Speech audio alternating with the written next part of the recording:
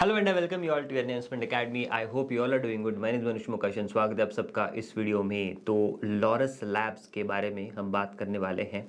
तो क्या हो रहा है लॉरस लैब्स में, एक ब्रॉड एक डिस्कशन करेंगे एंड आगे क्या एक्सपेक्ट हम कर सकते हैं from the company and valuations कैसे हैं, तो इसके बारे में इस वीडियो में हम चर्चा करने वाले हैं। तो चलिए शुरू करते हैं। बट बिफोर आई बिगिन, एक अनाउंसमेंट है। Yagya is offering 50% discount on their model portfolios, on their products, model portfolio, Stockometer and Fundometer. तो अगर अभी तक आपने हमारे प्रोडक्ट्स को सब्सक्राइब नहीं किया है तो you can consider subscribing to our model portfolios, Stockometer and Fundometer, जहाँ पे आपको 50% तक का डिस्काउंट यहाँ पे मिल सकता है। आपको क्या करना है, तो आपको यूज़ करना है coupon code AM50, that is AM50, and आपको 50% तक का यहाँ पे डिस्काउंट मिल जाएगा। बहुत सारे लोग ये भी पूछते हैं कि क्या है, मतलब क्योंकि बहुत सारे लोगों को पता ही नहीं होता है कि प्रोडक्ट्स क्या है हमारे। तो मॉडल पोर्टफोलियोज़ में there are multiple model portfolios, जहाँ पे SIP मॉडल पोर्टफोलियो है, स्टूडेंट मॉडल पोर्टफोलियो जो कि टिकट साइज़ के अराउंड रिलेटेड है।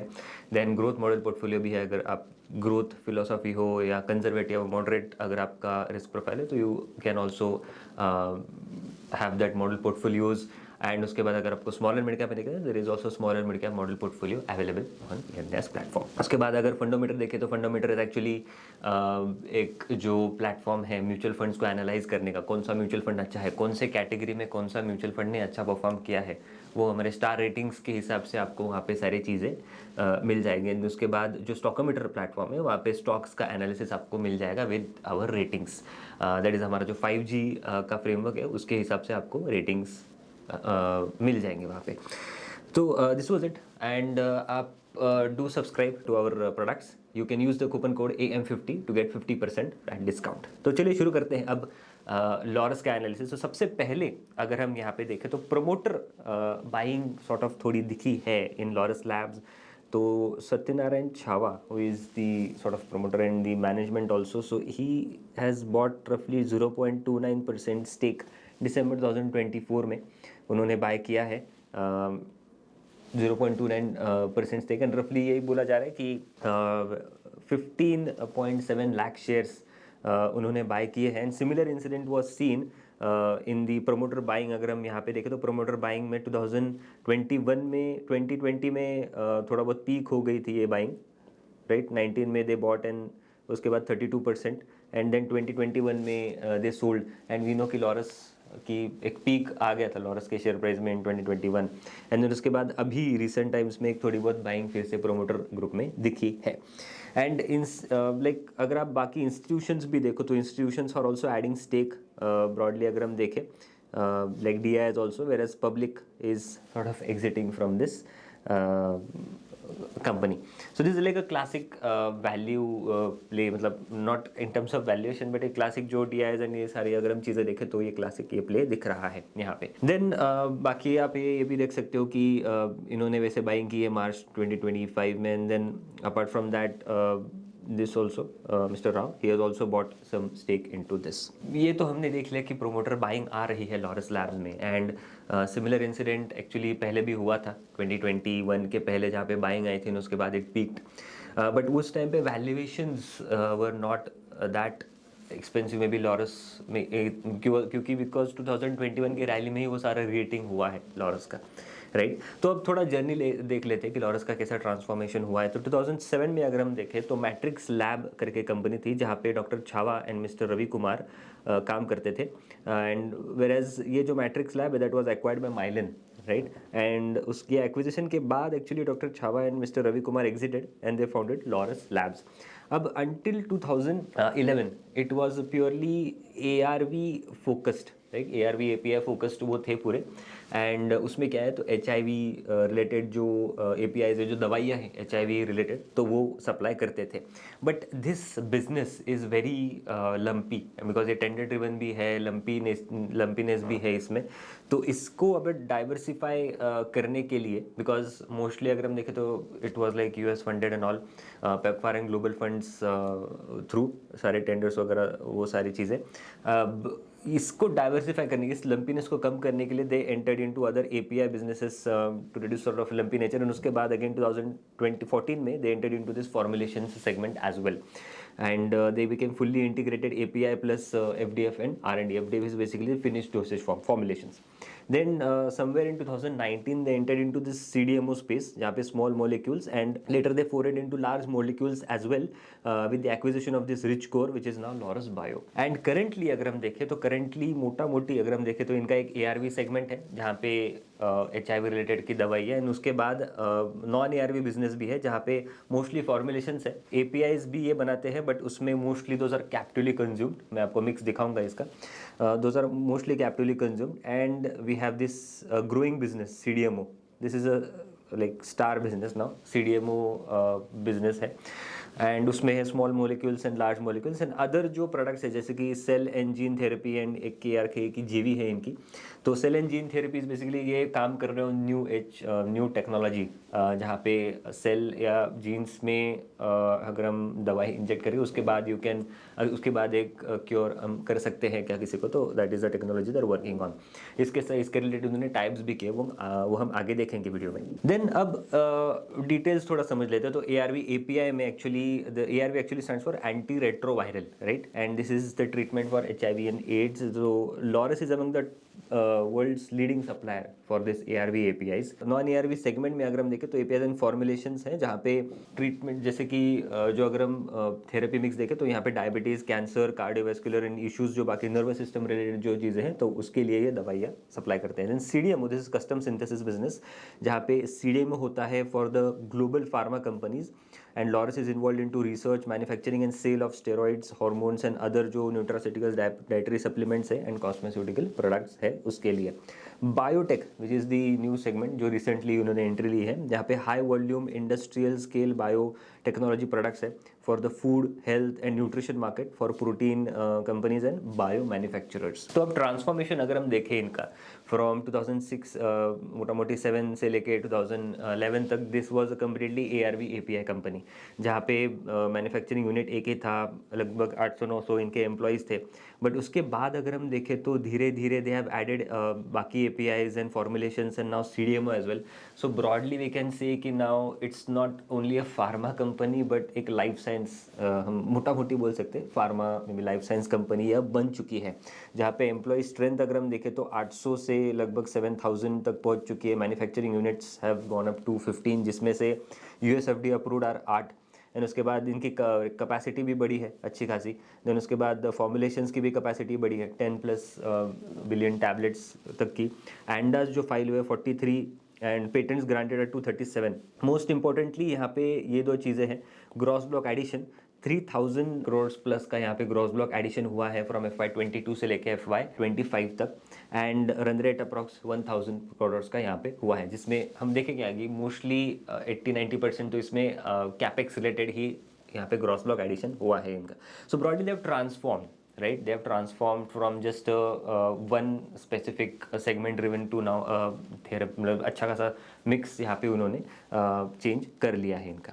तो यहाँ पे सम फैक्ट्स लाइक FY21 तक क्या हुआ है. सो FY21 तक इनका जो ग्रॉस ब्लॉक है तो वो बढ़ा, एंड इनका रेवेन्यू भी अगर हम देखें from increase from 2832 crore to 4814 crore, which is a CAGR of रफली 22% from FY16 to FY24. And ROCE भी अगर हम देखें तो 40% प्लस पीक हो चुके थे ROCs, एंड लगभग दे लाइक वी डिस्कस किए they evolve from just API company to formulation pharma company, complete pharma suite.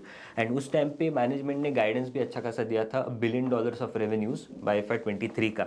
And जो बाकी कैपेक्स प्लान है तो वो भी अच्छे खासे बोल रहा था मैनेजमेंट कि हम कर सकते हैं. देन इसके बाद ही लाइक री रेटिंग वगैरह दिखी थी. बट व्हाट हैपेंड वाज कि जो नए कैपेक्स प्लान्स हैं इनके, तो होता क्या है कि जैसे ROC पीक अगर हुआ है तो एंड उसके बाद और भी कैपेक्स प्लान अगर आ रहे हैं तो जो मतलब जो एडिशनल कैपेक्स आ रहे हैं वो तो तुरंत स्केल अप होगा नहीं, तुरंत रैंप अप होगा नहीं, उसको टाइम लगेगा तो मतलब रैंप अप होने में. तो तब तक का जो पेन पीरियड है, तो पेन पीरियड से अभी बेसिकली लॉरस गुजर रहा है. एंड आगे आने वाले सालों में ये जैसे जैसे कैपेक्स रैंप अप होगा, इनके एसेट टर्न्स बढ़ेंगे, एंड इनके एसेट टर्न जैसे कि बढ़ेंगे तो उसके बाद बेसिकली इनका जो ROCs है तो वो अगेन अच्छे खासे लेवल्स पे आ जाएगा। तो करेंटली इनके जो मार्जिन्स है, अगर आपने इनके मार्जिन देखे तो गिरे इसी वजह से because there is heavy investment. एक तो एक्विजिशंस का भी है एंड हायर कैपेक्स का भी इन्वेस्टमेंट है, R&D का भी इन्वेस्टमेंट है।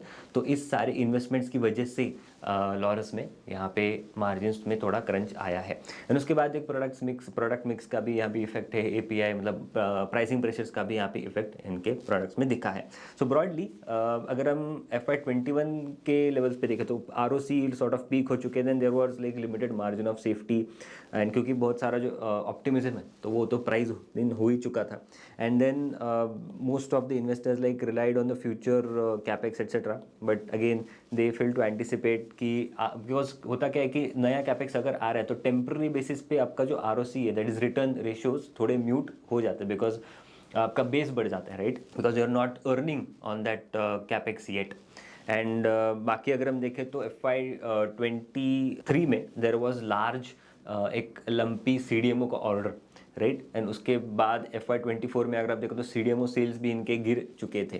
सो ब्रॉडली करंटली अगर हम देखें तो इनके मार्जिन्स आगे जाके आर एक्सपेक्टेड टू इम्प्रूव, ऐसा मैनेजमेंट का कहना है, primarily because of the CDMO play they are having. So broadly you can see this की लंपी रेवेन्यू मिक्स है इनका and this was I am saying कि FY23 में एक CDMO में पीक आया था इनका एंड उसके बाद एक बहुत बड़ा डिप आया प्राइमरली बिकॉज इस साल में FY23 में एक इनका जो ऑर्डर है तो वो एक बड़ा ऑर्डर बुक हो चुका था, राइट, एंड उसके बाद अब नेक्स्ट ईयर वो ऑर्डर था नहीं तो उसके बाद एक डिप आया वहाँ पे, but excluding that order management ने सेड कि excluding that PO they have grown by 20% plus. Then उसके बाद अगर हम यहाँ पे रेवेन्यू मिक्स भी देखें तो करंट रेवेन्यू मिक्स अगर हम देखें तो APIs are like 44%, formulations are like 28% and CDMO is 25%। यहाँ पे CDMO स्केल अप की बातें यहाँ पे हो रही है करेंटली एंड इसी के बदौलत मार्जिन एक्सपेंशंस की भी यहाँ पे बातें हो रही है कंपनी में। So you can also see this कि ARV मिक्स FY19 में 67% का था एंड 46% का है currently. Non ARV which is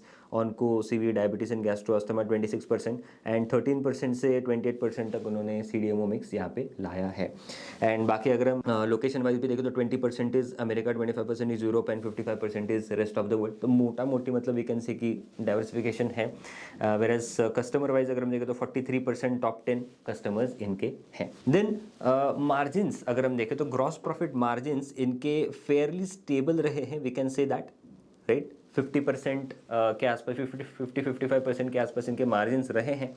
जो FY21 में पीक था तो 55% है। इवन करंटली अगर हम देखें तो FY25 में दे हैव रजिस्टर्ड 55%। तो प्रॉब्लम कहाँ है?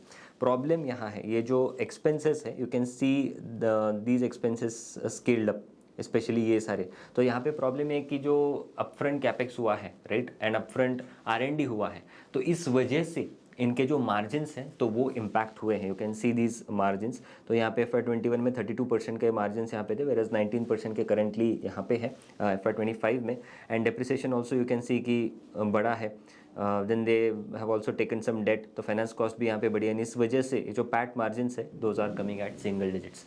बट FY25 में अगर आप देखो तो मार्जिन्स में अच्छी खासी इंप्रूवमेंट दिखी है in their EBITDA margins, primarily because of CDMO mix going up.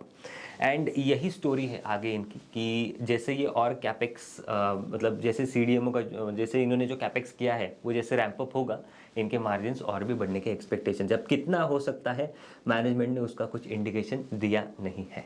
But FY20 से जो प्रॉफिट डिप दिखा है तो प्राइमरीली उसके क्या रीजंस रहे हैं, राइट। सो इनके कुछ रीजंस रहे हैं, जैसे कि एक तो एक्विजिशंस हुए हैं, टाइप्स हुए हैं, एक्विजिशंस इन्होंने किए हैं तो उसका एक थोड़ा अपफ्रंट कॉस्ट दिखा है। Now those things are also in a scale up mode, right.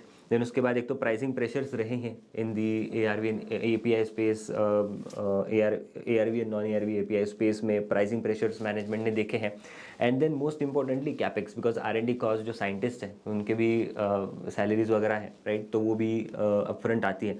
तो ब्रॉडली इसी सारे रीजंस की वजह से there is this margins dip and also product mix भी फ्रॉम आफ्टर FY20 थोड़ा बहुत चेंज होता हुआ यहाँ पे दिखा है। So first is capex. तो कैपेक्स के बारे में अगर हम यहाँ पे देखें तो if you see from FY22 से FY25 तक management has done 3,200 crores of capex, right. And उसमें से कैपेक्स है for API and other drug products के रिलेटेड, जिसमें more than 85% is growth capex, right?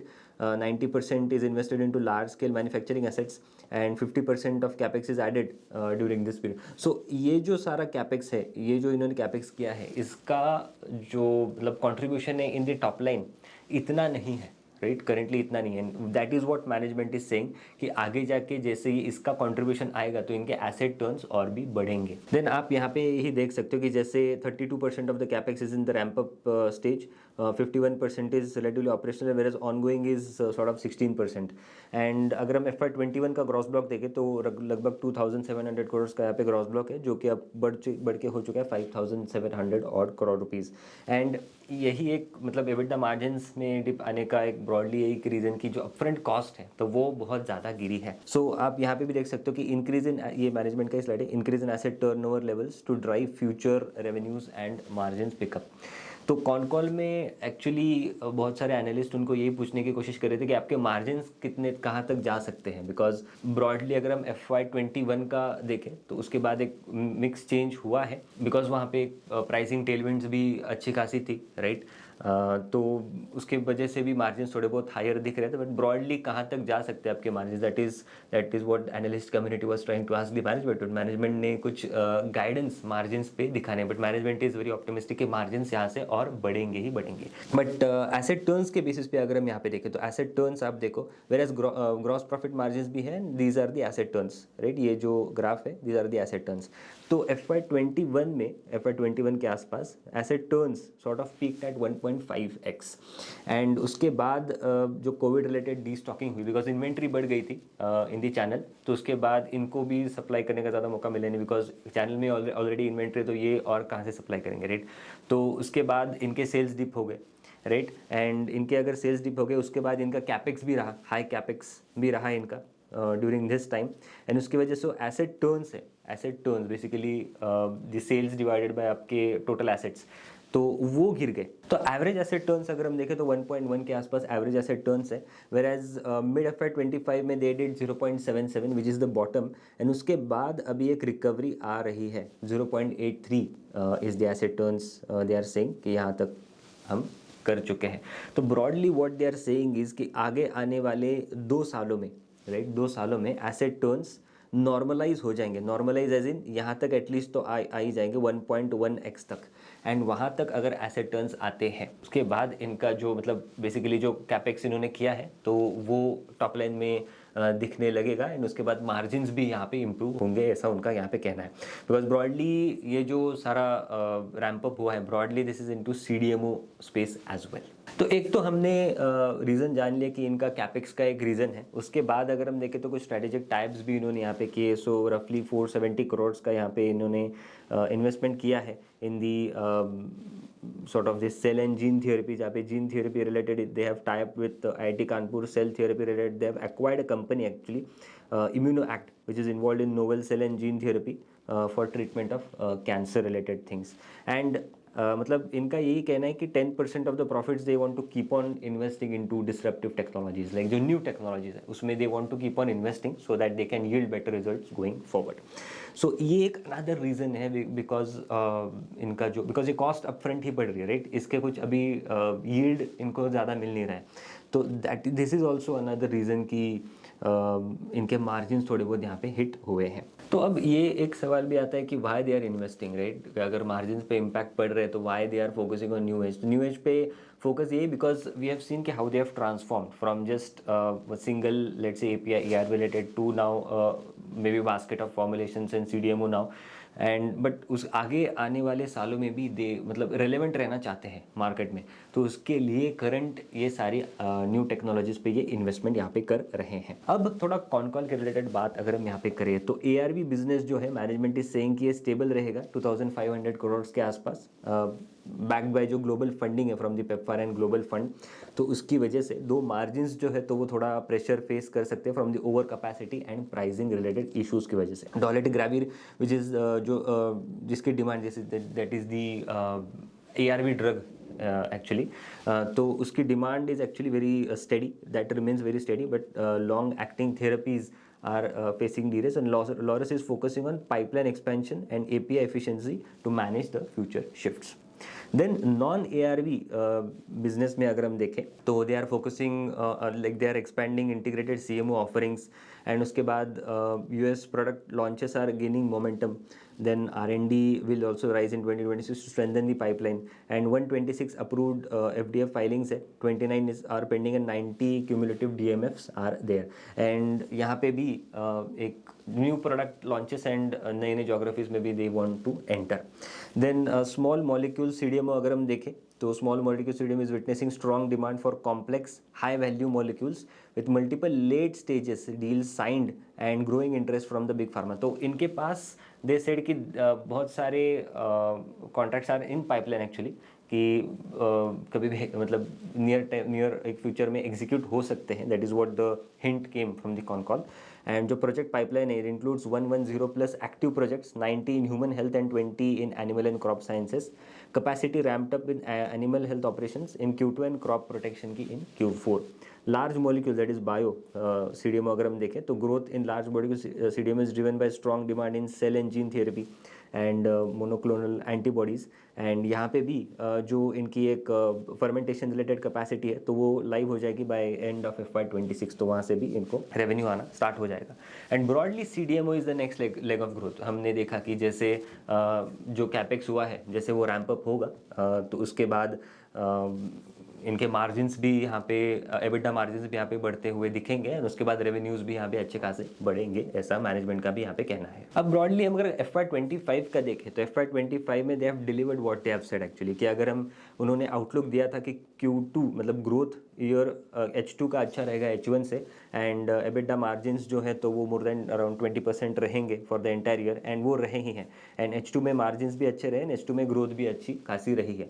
So broadly अगर हम देखें तो H2 से एक रिन्यूव्ड मे बी लॉरस का ग्रोथ अच्छा खासा स्टार्ट हुआ है, ऐसा हम यहाँ पे कह सकते हैं. इनके मार्जिन्स भी अगर हम यहाँ पे देखें तो लास्ट एक वैल्यूएशंस पे आते हैं थोड़ा, बट यहाँ पे मार्जिन्स एंड प्रॉफिटेबिलिटी भी अगर आप देखो तो Q1 ये जो पीरियड है इस लेवल का profitability management has done in Q4 right with 24% of EBITDA margins. So this shows कि यहाँ से एक सॉर्ट ऑफ रैम्प अप की वजह से मार्जिन्स और यहाँ पे बढ़ने के एक्सपेक्टेशंस है. एंड वैल्यूएशंस एंड पैट अगर हम देखें लाइक एनुअल पैट अगर हम यहाँ पे देखें तो पीक हुआ था FY21 में 984 करोड़ रुपीज़ का, एंड देन उसके बाद करेंटली 358 करोड़ रुपीज़ का पैट है. दो मार्जिन्स आर लोअर FY21 से, वैराज वहाँ पे बाकी सारी टेलमेंट्स भी थी, बट यहाँ पे FY24 से अगर हम FY25 देखें तो देर इज अच्छी खासी improvement primarily because of this Q4 being better. And P के टर्म्स में अगर हम देखें तो 122 का पी है. प्राइसिंग इन आगे का जो ग्रोथ है 3 year median is 60 and 5 year is 34. सो बहुत सारा जो ग्रोथ है, आगे आने वाला ग्रोथ, रैम्प अप का ग्रोथ, तो बहुत सारा growth is priced into the current valuations, ऐसा यहाँ पे दिखता है. EV बाय EBITDA टर्म्स में भी देखें तो 40 का अप्रॉक्स हम यहाँ पे बोल सकते हैं current, whereas 5 year is 20.7. Then in terms of valuations अगर हम देखें तो सिंपली कि इनके जो करंट वैल्यूएशंस है उसमें थोड़े सिनेरियोज अगर हम रन करें तो क्या क्या प्राइस दिन है. तो ब्रॉडली जो फिक्स्ड एसेट्स टर्नओवर रेशियो है तो लगभग 2x का fixed asset turnover ratio seems to be priced in at a margins of 26%, because जो काफ़ी सारे जो रिसर्च रिपोर्ट्स भी है तो they are taking margins of रफली 25-26% के आसपास ही. एंड सो अप टू 26% के EBITDA margins and 2x of maybe fixed assets turnover ratio. I am saying fixed assets not total assets. जो उन्होंने दिया है that is relatively total assets including है, but fixed asset turnover ratio के basis पे अगर हम देखें तो ब्रॉडली 2x का एसेट टर्न्स एंड 26% का margin at EV by EBITDA multiple of 20. There is absolutely like zero upside right. तो ब्रॉडली ग्रोथ तो आ सकती है, बट शेयर प्राइस में ग्रोथ आएगी या नहीं, ये अगर मतलब शेयर प्राइस में ग्रोथ कब आएगी अगर वो सरप्राइज करते हैं मार्केट को with more than 25% EBITDA margin. अगर वो होता है तो मे बी शेयर प्राइस में और ग्रोथ दिख सकती है, but broadly current value seems to price in may be अगले 2 साल की जो ग्रोथ मैनेजमेंट ने यहाँ पे बोली है. So this was it. I hope ये वीडियो आपको अच्छा लगा होगा. ऐसे और वीडियोज़ के लिए हमारे चैनल पे बने, लाइक करना, शेयर करना और चैनल सब्सक्राइब करना मत भूलना. मिलते हैं अगले वीडियो में. Thank you so much.